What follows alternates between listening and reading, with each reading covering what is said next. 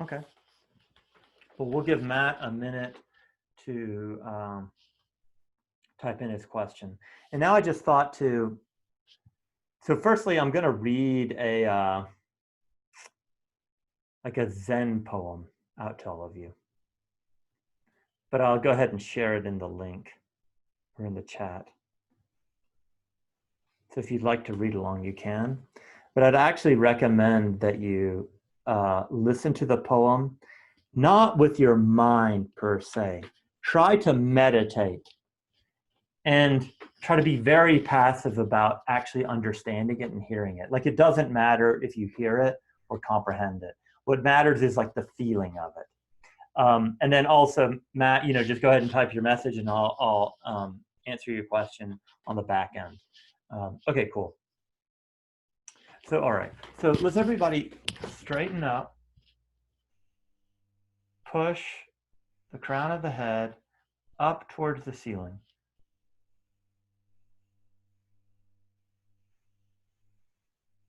And then just let everything settle. And then let's just do our what is rest, or can I rest into this, or what is this, etc. Practice for just a moment, just to settle into the space.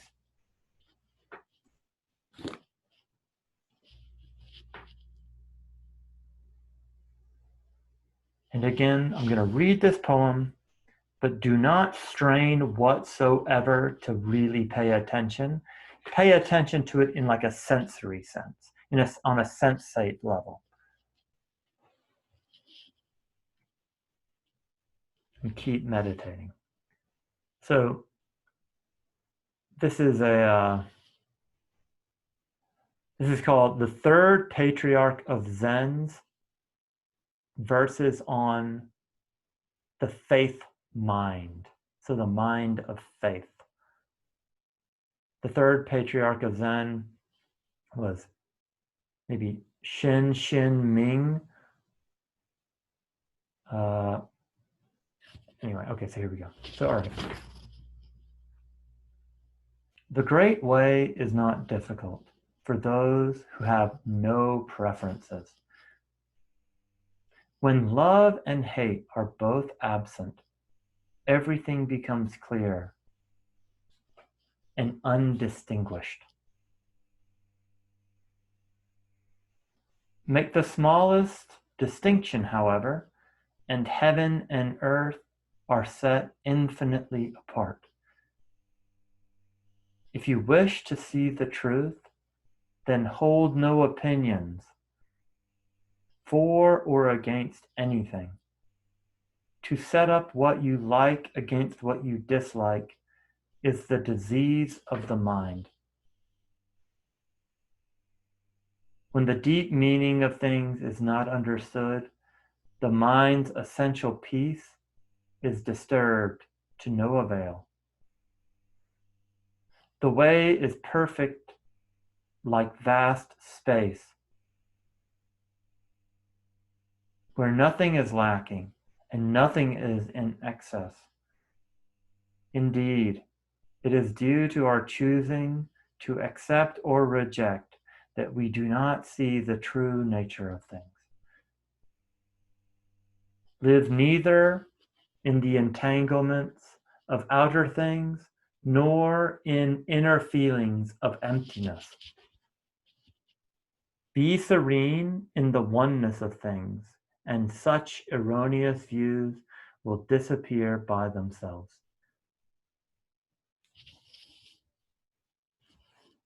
When you try to stop activity by passivity, your very efforts fill you with activity. As long as you remain in one extreme or the other, you will never know oneness. Those who do not live in the single way fail in both activity and passivity, assertion and denial. To deny the reality of things is to miss their reality. To assert the emptiness of things is to miss their reality.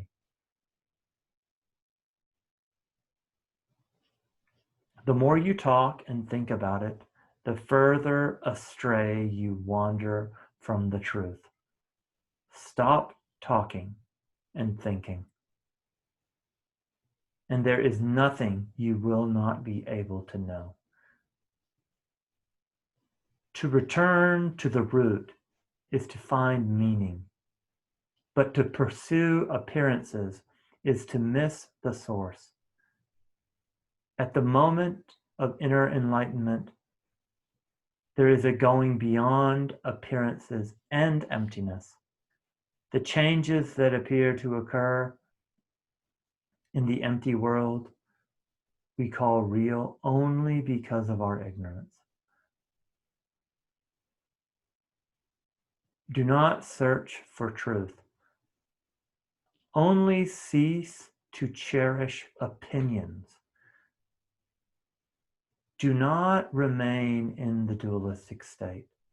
Avoid such pursuits carefully. If there is even a trace of this, and that of right and wrong, the mind essence will be lost in confusion.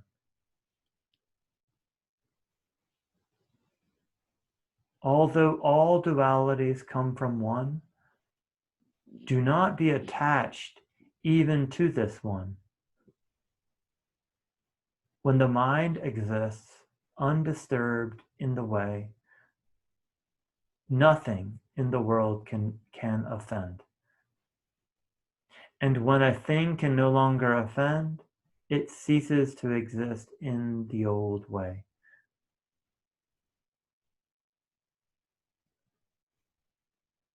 When no discriminating thoughts arise, the old mind ceases to exist.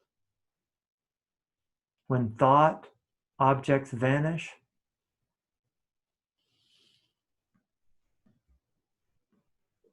the thinking subject vanishes. As when the mind vanishes, objects vanish. I'm going to read that one again. When no discriminating thoughts arise, the old mind ceases to exist. When thought objects vanish, the thinking subject vanishes. And when the mind vanishes, objects vanish. Things are objects because of the subject. The subject, which is the mind, is such because of things, which are objects. Understand the relativity of these two and the basic reality, the unity of emptiness. In this emptiness, there are two, in this emptiness, the two are indistinguishable, and each contains in itself the whole world. If you do not discriminate between coarse and fine, you will not be tempted to prejudice and opinion. To live in the great way is neither easy nor difficult, but those with limited views are fearful and irresolute. The faster they hurry, the slower they go. And clinging cannot be limited. Even to be attached to the idea of enlightenment is to go astray. Just let things be in their own way, and there will be neither coming nor going. Obey the nature of things, your own nature, and you will walk freely and undisturbed. When the thought is in bondage, the truth is hidden from, for everything is murky and unclear. And the burdensome practice of judging brings annoyance and weariness. What benefit can be arrived from such distinctions? If you wish to move in the one way, do not dislike even the world of senses and ideas. indeed accept them fully. This is identical with awakening. The wise man strives to no goals, but the foolish man fetters himself. There is one Dharma, not many. Distinctions arise from the clinging needs of the ignorant. To seek mind with the discriminating mind is the greatest of all mistakes. Rest and unrest derive from illusion. With enlightenment, there is no liking and disliking. All dualities come from ignorant interference. They are like dreams or flowers in the air, foolish to try to grasp them. Gain and loss, right and wrong, such thoughts must be finally abolished at once. If the eye never sleeps, all dreams naturally cease. If the mind makes no discriminations, then the 10,000 things are as they are, of single essence. To understand the mystery of this one essence is to be released from all entanglements. When all things are seen equally, the timeless self-essence is reached. No comparison or analogies are possible in this causeless, relationless state.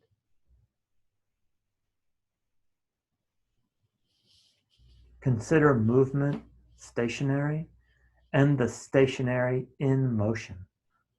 Both movement and rest disappear. When such dualities cease to exist, oneness itself cannot exist. To this ultimate finality, no law or descriptions apply. For the unified mind, in accordance with the way, all self-centered striving ceases. Doubts and irresolutions vanish, and life in true faith is possible. With a single stroke, we are freed from bondage. Nothing clings to us, and we hold nothing. All is empty, clear, self-illuminating, with no exertion of the mind's power. Here, thoughts, feelings, knowledge, and imagination are of no value. In this world of suchness, there is neither self nor other than self. To come directly into harmony with this reality, just say when doubts arise, not to. In this not to, nothing is separate, nothing is excluded. No matter when and where, enlightenment means entering this truth, and this truth is beyond extension or diminution in time and space. In it, a single thought is 10,000 years. Emptiness here, emptiness there, but the infinite universe stands always before your eyes. Infinitely large, infinitely small, no difference, for definitions have vanished and no boundaries are seen. So to be with being and non-being, don't waste time in doubts and arguments. They have nothing to do with this. One thing, all things move along and intermingle without distinction. To live in this realization is to be without anxiety about non-perfection. To live in this faith is the road to non-duality. Because of the non-dual is one with the trusting mind. Words. The way is beyond language. For For in it there is no yesterday, no tomorrow, and no today. Let's just meditate for a few minutes with that.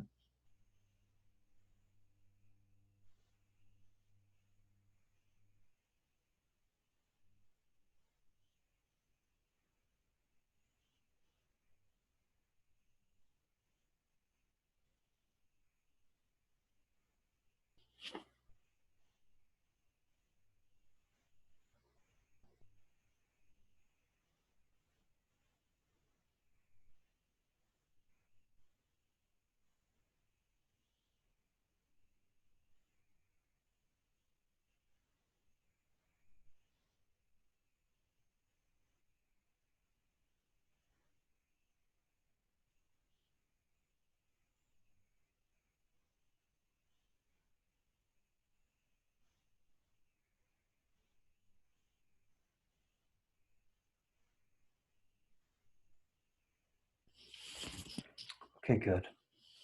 So I'd like to just make a couple of kind of clarifying comments.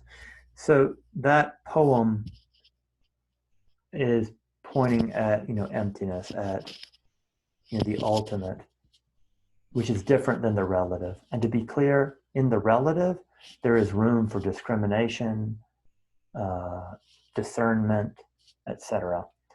But then there's another way to come at things where you drop all of that.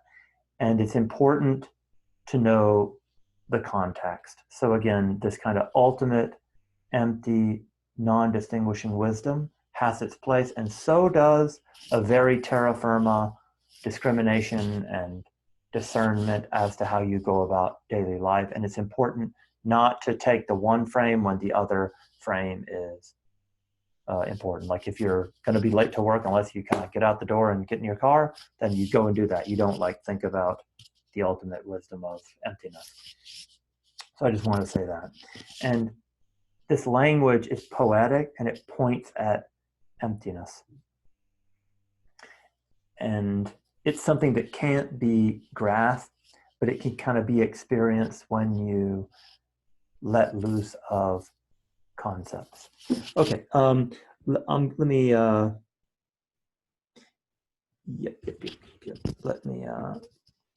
let me send out this link as Johnny asked for. Okay, so here's the link, and then let me also, I'll read Matt's question.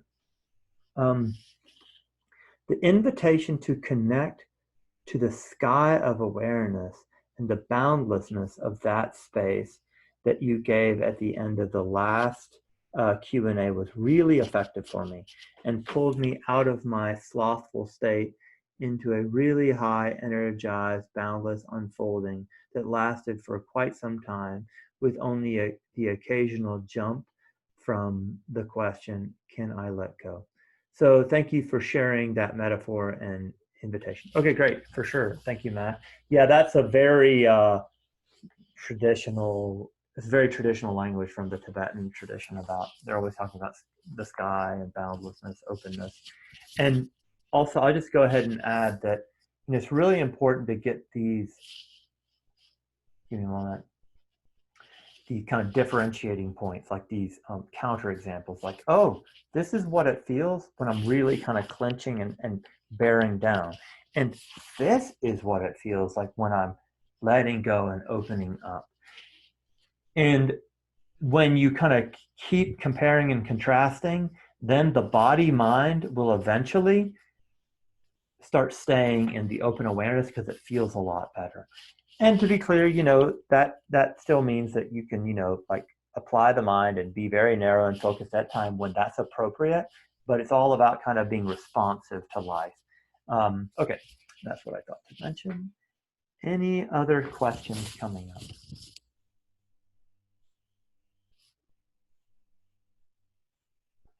And then how has practice been going? Any other questions or comments or reports?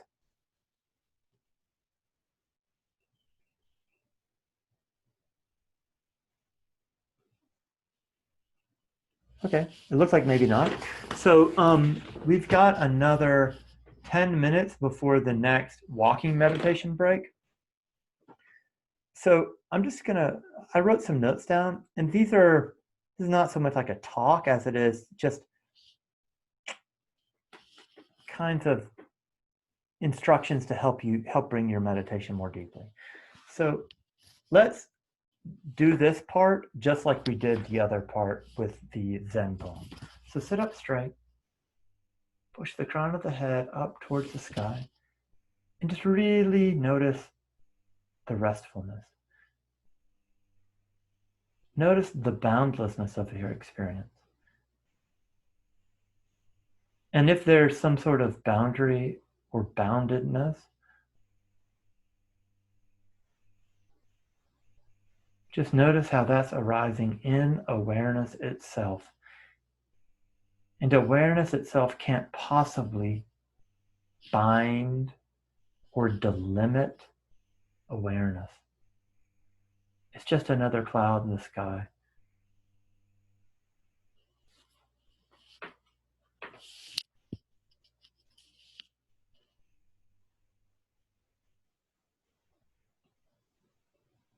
So according to the Buddha Dharma, right view is no view. What does that mean, no view?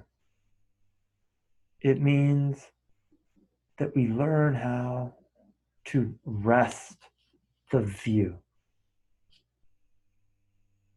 So like the view is, oh, I know this. Oh, I know that. I can be certain. But if we actually look at our own phenomenological experience,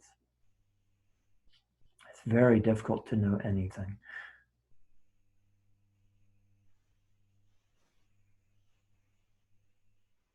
Like knowing is just another phenomenological experience. Okay, now as a meditation exercise, think of a cat. So see the image thought of a cat in your mind, and now say the word cat. And there might be a kind of emotional response to that.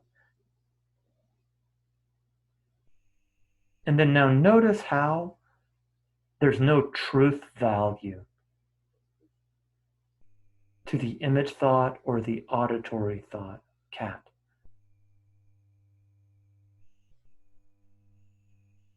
It's just a sensory experience, much like when you feel indigestion or acid reflux, or feel your muscles tensing, or hear like a song playing in your head incessantly.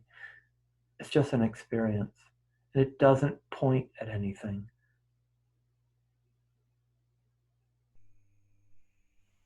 And now think of yourself.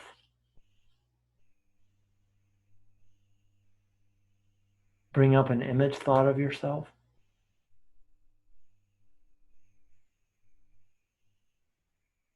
Now call yourself by name.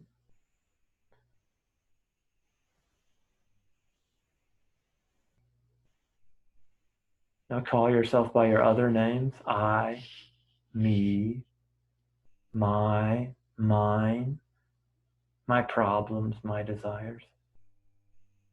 To be clear, we're not villainizing ourselves at all. We're just studying the self. And now notice how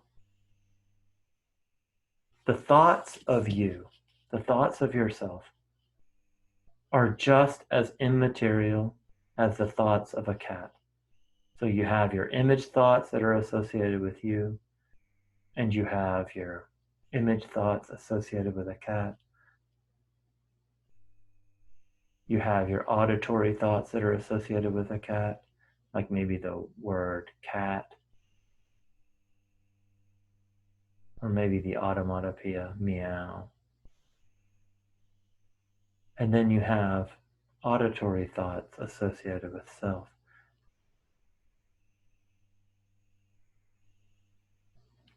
Here we can even say, just to bring up the sensations associated with self, I.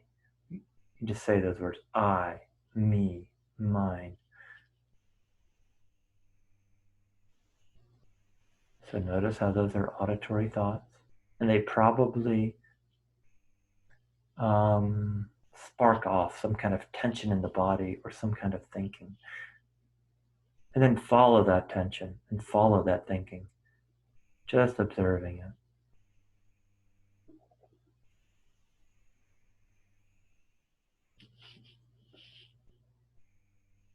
It's just a sensory event.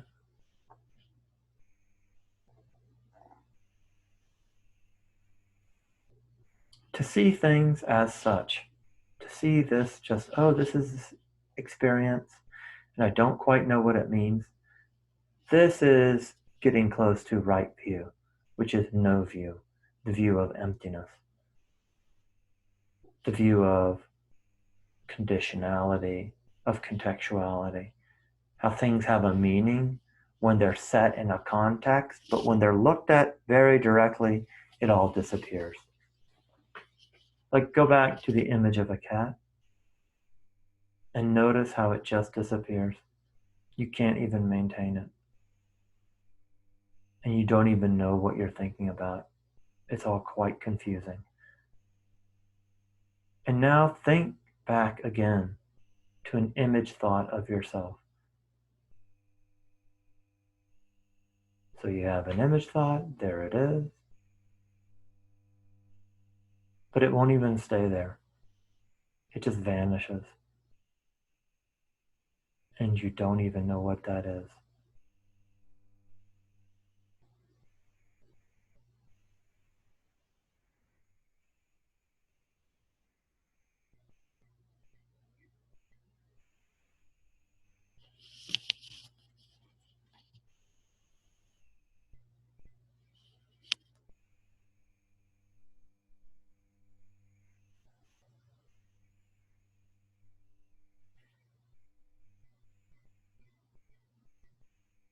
Right view is to bring your attention to what's arising and just see how it vanishes and how it's insubstantial.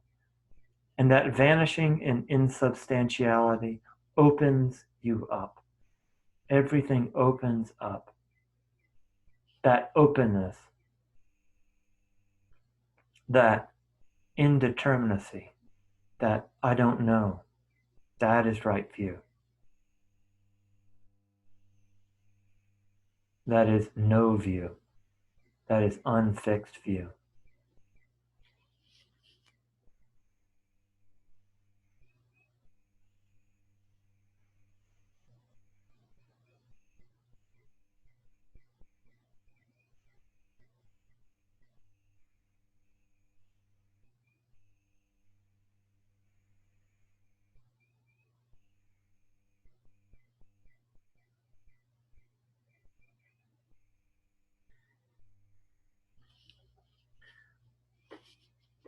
This is a quote that I heard from Tenzin Wangyal, and I thought it was really good.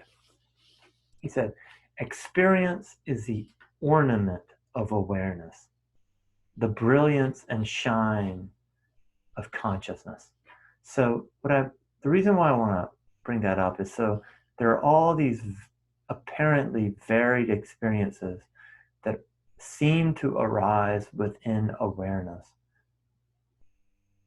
And all of it is just awareness. All of it is just experience.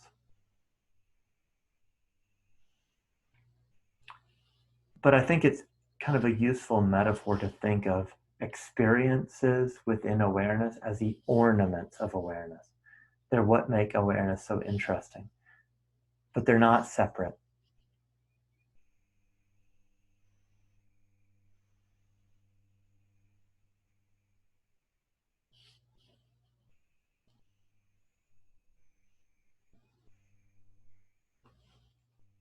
Okay, great.